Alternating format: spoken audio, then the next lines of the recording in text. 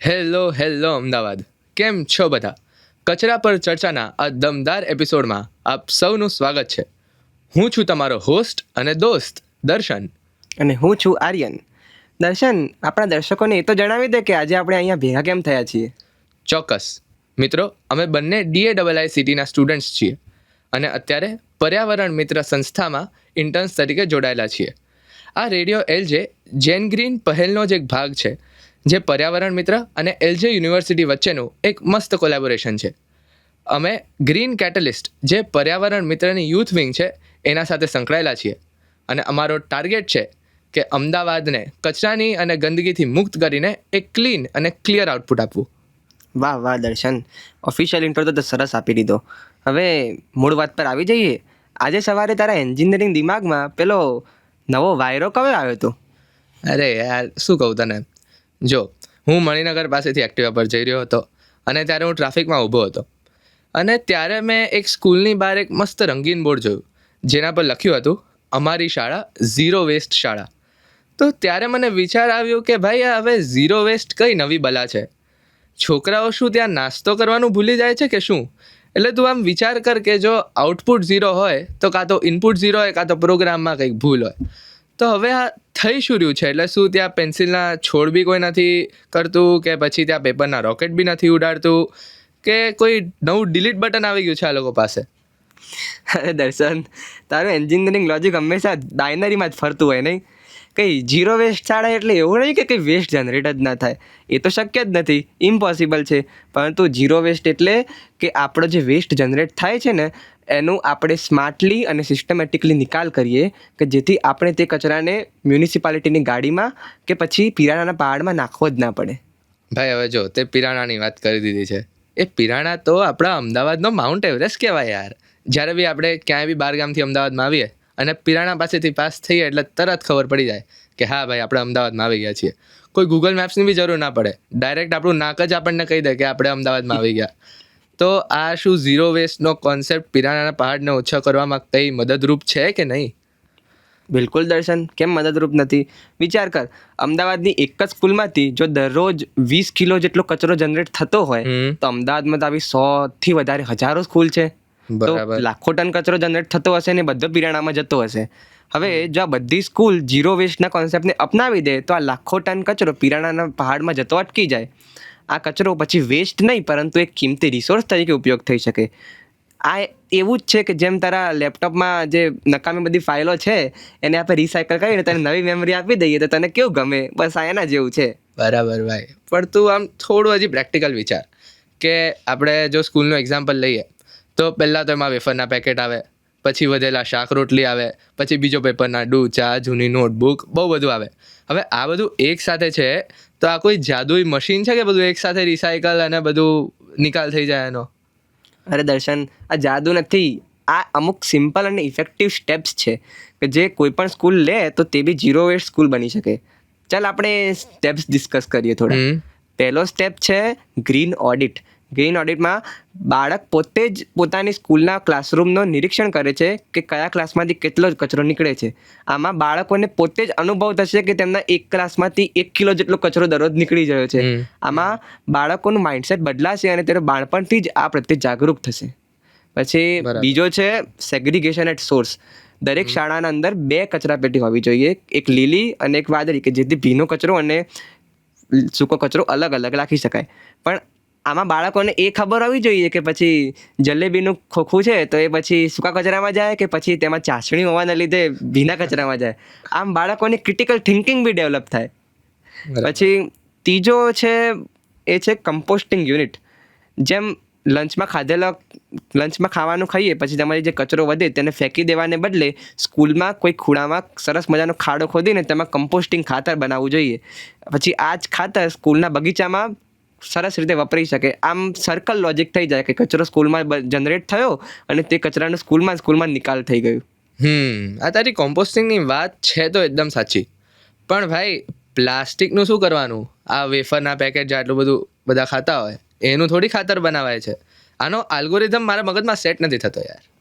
જો એના માટે સરસ મજાનો એક નવો કોન્સેપ્ટ છે જેનું નામ છે ઇકો બ્રિક્સ. એ તો તે સાંભળ્યું જ હશે નહીં?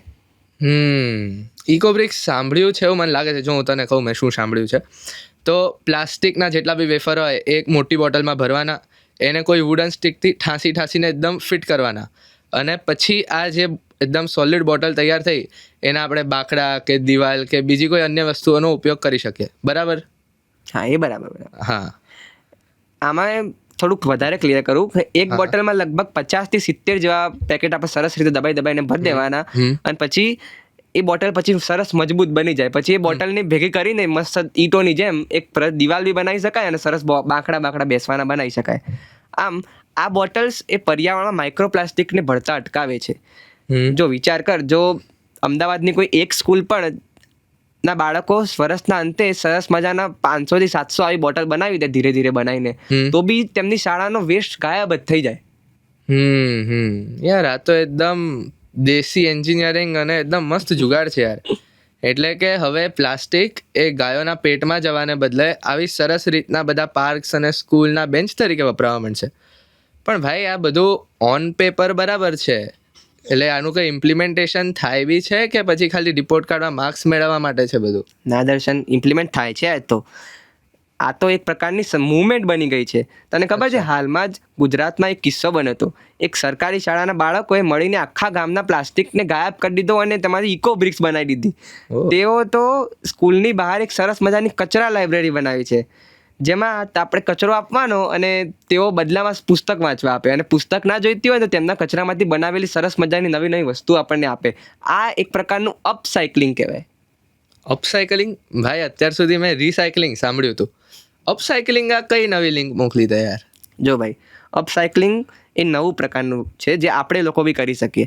રિસાયકલિંગમાં આપણે વસ્તુને ઓગાળીને તેમાંથી નવી વસ્તુમાં રૂપાંતર કરીએ છીએ, પણ તેમાં એનર્જી અને બધા રિસોર્સિસ ઘણા વપરાય છે. પણ અપસાયકલિંગ એટલે આપણે તે વસ્તુનું ડાયરેક્ટલી કોઈક સ્માર્ટ રીતે ઉપયોગ કરી લઈએ, કે ડાયરેક્ટલી કોઈ નવા વસ્તુમાં ઉપયોગ કરી લઈએ કે જેથી તેની વેલ્યુ વધી જાય. જેમ કે તારા ઘરમાં જૂના ટાયર પડ્યા હશે, બધા ગાડીના બદલ્યા હશે, તે બધા એ ટાયરોને તો ફેંકી દેવાને બદલે એમાં સરસ મજાનો કલર કરીને ગાદી બાદી લગાવીને સરસ એવા સ્ટૂલ બનાવી શકે. આ એક અપસાયકલિંગનું ઉદાહરણ છે. પછી સ્કૂલમાં બાળકો જે જૂની નોટબુક્સ છે એમાંથી જે કોરા પત્તા છે બધા લઈને તેમાંથી સરસ મજાની રફ નોટબુક બનાવી શકે છે. આ પણ એક પ્રકારનું સરસ અપસાયકલિંગનું ઉદાહરણ કહેવાય. બરાબર. એટલે કે ઇનપુટ સ્ક્રેપ અને આઉટપુટ એકદમ પ્રીમિયમ એસેટ. યાર આ એકદમ એફિશિયન્ટ છે યાર. મને એક રિયલ કિસ્સો યાદ આવી ગયો. હું પર્યાવરણ મિત્ર તરફથી જ એક સ્કૂલ વિઝિટ પર ગયેલો, તો ત્યાં મેં જોયું કે એક છોકરો છે ને એના પેન્સિલના છોડ નીચે આમ દાટી દેવાનો હતો, એટલે જમીન પર રાખવાનો હતો. તો એનો મિત્ર આવીને કહે કે ભાઈ આ તું શું કરે છે? તો એણે કીધું કે આ નીચે નાખું છું એટલે આ ઓટોમેટિક સડી જશે અને બધું ખાતરને બધું સરખી રીતના થઈ જશે. તો એણે કીધું કે ના, તું આને એક સાથે લાવ, આપણે જેટલા બી બધી ગ્રીન વેસ્ટ છે એને એક સાથે કોમ્પોસ્ટિંગ કરીએ અને પછી આપણે એને એક સાથે ખાતરમાં અને બીજી રીતના ઉપયોગ કરીએ. તો યાર તું વિચાર કર કે 8 વર્ષના છોકરામાં આટલું બધું નોલેજ, તો એ બહુ સારું કહેવાય યાર. અરે દર્શન, આ તો પાવર છે એજ્યુકેશનનો આપણા. તને ખબર છે, હમણાં શાળાઓમાં એક નવો કન્સેપ્ટ આવ્યો છે. એ કન્સેપ્ટનું નામ છે સીડ પેન. સીડ પેન એટલે કે આપણે પહેલાં પેનને સરસ મજાની જેમ યુઝ કરતા હોય ભણવામાં વાપરી દેવાની, પછી પેન પતી જાય ને પછી એને ફેંકી દેવાને બદલે તેને સરસ મજાનું જમીનમાં દાટીને તેને પાણી આપવાનું. પાણી કેમ આપવાનું? કારણ કે પેન એ જાતે એનું વિઘટન થઈ જાય, ડીકમ્પોઝ થઈ જાય એવા મટીરિયલથી બનેલી હોય, અને પેનના લીડની પાછળ સરસ મજાના અલગ અલગ બીજ ભરેલા હોય, એટલે ડીકમ્પોઝ થઈ જાય પછી એ બીજમાંથી નવા છોડ ઊભી નીકળે છે, અને બીજ બી રેન્ડમ હોય છે, કઈ બી છોડ નીકળે. બરાબર છે યાર. એટલે કે ઇનપુટ એક્ઝામ પેપર અને આઉટપુટ તુલસીનું પ્લાન્ટ. ઓહો, જોરદાર. એટલે પરીક્ષાનું ટેન્શન પણ ઓછું અને ઓક્સિજન પણ વધારે મળવા માંડે. પણ આર્યન, આ બધાનું મેઇન ઉદ્દેશ્ય શું છે? ખાલી કચરો ઓછો કરવો એ કે બીજું કાંઈ? આનો ઉદ્દેશ્ય છે માઇન્ડ શિફ્ટ કરવાનો. અચ્છા. કે તને ખબર છે, ગાંધીનગરના જીવરાજના મુવાડા પ્રાથમિક શાળામાં હમણાં જે તેને નેશનલ ગ્રીન સ્કૂલ 2025નો એવોર્ડ મળ્યો. ઓહો. ત્યાંના બાળકો એટલા બધા જાગૃત થઈ ગયા છે ને કે તેઓ શાળાની અંદર પ્લાસ્ટિકના રેપર્સને આવવા માટે એક પ્રકારની ફાયરવોલ જેવી સિસ્ટમ બનાવી દે છે કે પ્લાસ્ટિકના રેપર્સ શાળાની અંદર એન્ટર જ ના થઈ શકે. પર્યાવરણ મિત્ર જેવી સંસ્થાઓ દ્વારા આવા બાળકોને એજન્ટ ઓફ ચેન્જ બનાવાય છે. આવા બાળકો ઘરે જઈને માતા પિતાને બી સમજાવે છે કે પપ્પા મમ્મી, આપણે બહાર શાકભાજી લેવા જઈએ ત્યારે શાકભાજીવાળા પાસેથી પ્લાસ્ટિકના થેલી માંગવાને બદલે ઘરેથી જ એક થેલી લઈ જઈએ કે જે કપડાની હોય, જેથી આપણે પ્લાસ્ટિકનો ઓછો ઉપયોગ કરીએ. વાહ ભાઈ યાર, આ તો એકદમ લૂપ કમ્પ્લીટ થઈ ગયું કહેવાય હા. એટલે કે હવે નાનકડા ગ્રીન કેટલિસ્ટ જ ચેન્જ લાવે છે. અને ઇનફેક્ટ હું મારા એક કઝિનનો તને કિસ્સો કહું. એ અને એના પપ્પા એકવાર ક્યાંક બહાર જઈ રહ્યા હતા અને એના પપ્પાએ વેફરનું પેકેટ સીધું રસ્તા પર ફેંક્યું. તો ઓલા છોકરો ભાગીને જઈને એ વેફરનું પેકેટ લઈ આવ્યો અને એના ખિસ્સામાં રાખી દીધું. તો એના પપ્પાએ થોડા ગરમ થઈ ગયા અને કીધું કે ભાઈ આ કચરો છે, તું પોતાની પાસે કેમ રાખે છે? તો ત્યારે એણે કીધું કે જો આપણે અહીંયા ફેંકીએ તો ગાય ભેંસ જે બી આ ખાય એને નુકસાન થાય. એના કરતાં હું આ મારી પાસે રાખું છું અને જ્યારે યોગ્ય ડસ્ટબિન આવશે ત્યારે હું એમાં નાખી દઈશ. તો યાર મતલબ આ ઝીરો વેસ્ટ સ્કૂલનો કોન્સેપ્ટ સાચે ખાસો નવો અને સાચો અસરકારક છે. બિલકુલ. ચાલ એક નવી વાત કહું. હમણાં જ એક સંસ્થાએ એક નવો કન્સેપ્ટ આપ્યો આ બાબતમાં. એ કન્સેપ્ટ છે હેન્ડ પ્રિન્ટ વધારવાનો. અચ્છા. ફૂટપ્રિન્ટ એમને એવું કીધું કે ફૂટપ્રિન્ટ એટલે કે આપણે પર્યાવરણને જે નુકસાન પહોંચાડીએ છીએ, કચરો ગમે ત્યાં નાખીએ છીએ અને આ ઉદ્યોગો જે બધા ધુમાડા કરે છે એ બધું ફૂટપ્રિન્ટ તરીકે ગણવાનું. અને હેન્ડ પ્રિન્ટ એટલે આપણે પર્યાવરણ બચાવવા માટે, તેને સુધારવા માટે લીધેલા પોઝિટિવ પગલાં, એઓને એમને તેને હેન્ડ પ્રિન્ટ તરીકે ગણાવ્યા. જેમ કે કોઈ બાળક વૃક્ષ વાવે કે પછી કચરાનું સેગ્રિગેશન કરે તો એ બધું હેન્ડ પ્રિન્ટ તરીકે ગણાય અને તેની હેન્ડ પ્રિન્ટ વધે. આ વિચાર કરજો, અમદાવાદના બધા જ બાળકો આવા હેન્ડ પ્રિન્ટ વધારવા માટે પ્રયત્ન કરે તો મતલબ પૃથ્વી બહુ હેપ્પી થઈ જાય નહીં? યાર મતલબ તારી વાત તો સાચી છે. એટલે બાળકો અત્યારથી જ વેસ્ટ ટુ વેલ્થ શીખશે તો ભવિષ્યમાં અમારા જેવા એન્જિનિયર્સે રિસર્ચ પાછળ લાખો રૂપિયા ખર્ચ નહીં કરવા પડે આ બધા કચરાનો નિકાલ કરવા માટે. અગર જો કોઈ બાળક પોતાના મમ્મી પપ્પાને અત્યારથી જ ટોકે કે તમે આ કચરો યોગ્ય જગ્યાએ નાખો તો માતા પિતાએ પણ સુધરવું જ પડે. અને ઇનફેક્ટ આ પ્રેશર એમના બોસના પ્રેશર કરતાં પણ વધારે થઈ જાય.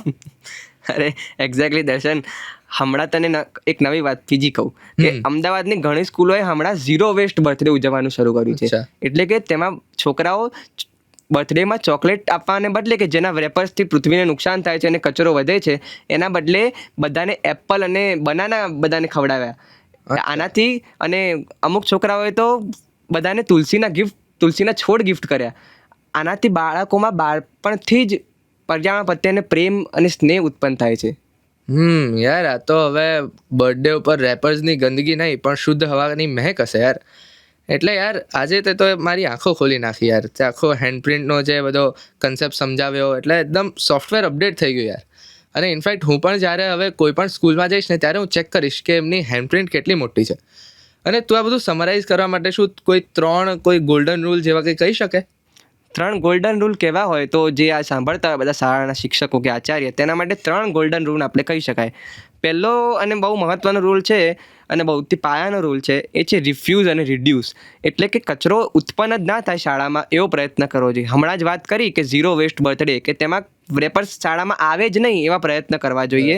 કે જો આવે જ નહીં તો આગળ એની પછી મેનેજમેન્ટ કરવાની વાત જ ના આવે. સૌથી પહેલો પ્રયત્ન એ કરવો જોઈએ કે શાળામાં પ્લાસ્ટિક અને તેમ કચરા ઉત્પન્ન જ ના થાય. પછી બીજો છે પ્રયત્ન, એ છે સેગ્રિગેશનનો. એટલે કે દરેક શાળાના અંદર 2 અલગ અલગ ડસ્ટબિન હોવી જ જોઈએ, સૂકા અને ભીના કચરા માટે.